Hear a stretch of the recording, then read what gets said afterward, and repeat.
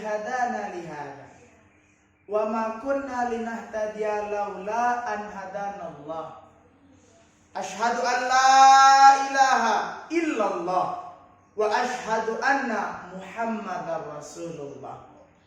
Allahumma salli ala sayyidina Muhammad wa ala ali sayyidina Muhammad.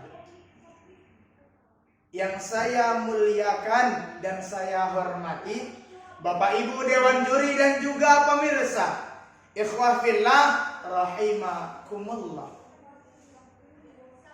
Pada kesempatan kali ini, izinkan saya menyampaikan sebuah pidato yang berjudul Menanamkan Ketauladanan Akhlak Rasulullah Sallallahu Alaihi Wasallam. Ikhwah fillah rahimakumullah. Sebagai seorang muslim, kita dituntut untuk memiliki akhlak dan juga karakter yang bagus.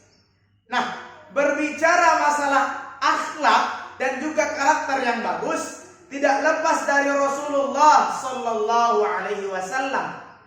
Mengapa demikian? Karena Allah Subhanahu wa taala berfirman dalam Al-Qur'an surah Al-Ahzab ayat 21. Apa kata Allah? A'udzu billahi minasyaitonir rajim. Bismillahirrahmanirrahim. Laqad kana lakum fi Rasulillah uswatun hasanah. Kata Allah, sungguh ada pada diri Rasulullah uswatun hasanah, suri tauladan yang baik.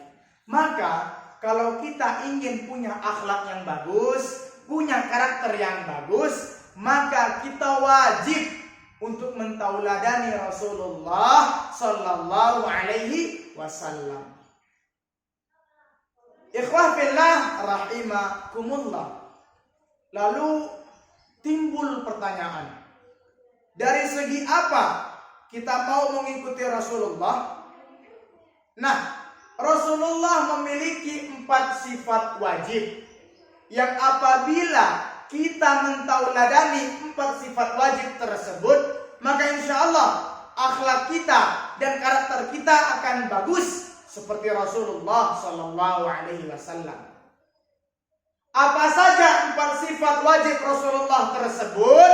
Yang pertama adalah siddiq atau jujur. Rasulullah adalah orang yang jujur. Beliau selalu jujur dalam keseharian, baik dalam perkataan maupun perbuatan. Nah, maka kita sebagai umat Rasulullah jangan suka berbohong. Karena kalau kita berbohong, kita termasuk dalam ciri-ciri orang munafik. Kata Rasulullah, ayatul munafiqi thalathun.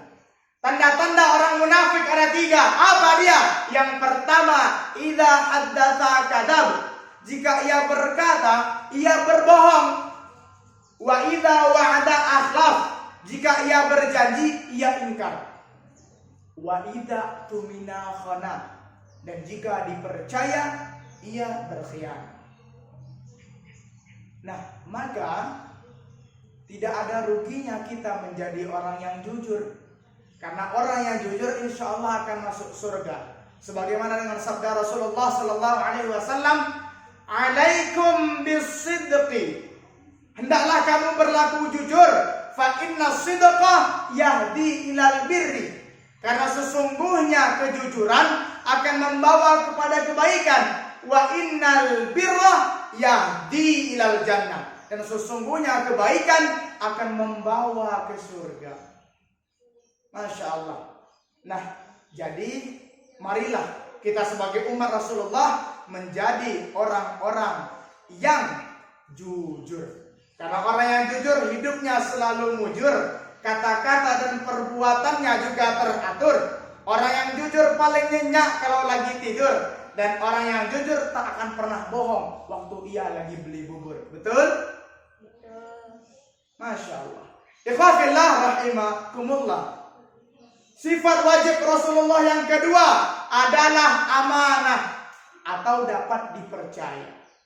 Nah, dalam Islam amanah itu adalah bagaimana kita bisa bertanggung jawab terhadap segala sesuatu yang diamanahkan kepada kita.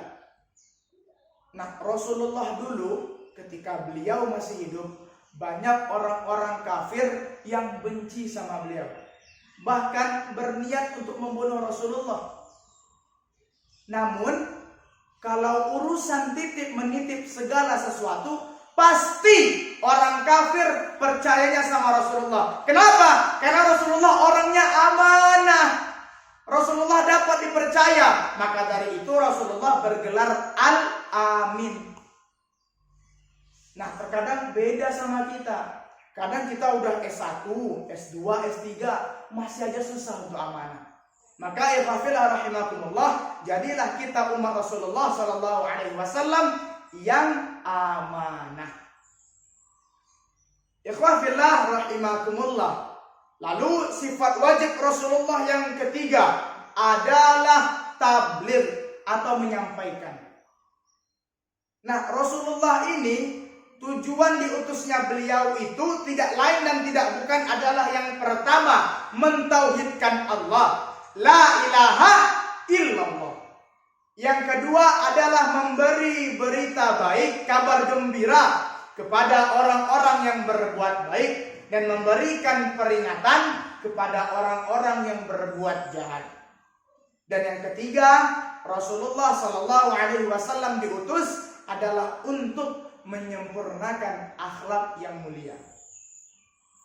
Nah, jadi kita sebagai umat Rasulullah juga harus berdakwah, juga harus menyampaikan segala macam kebaikan.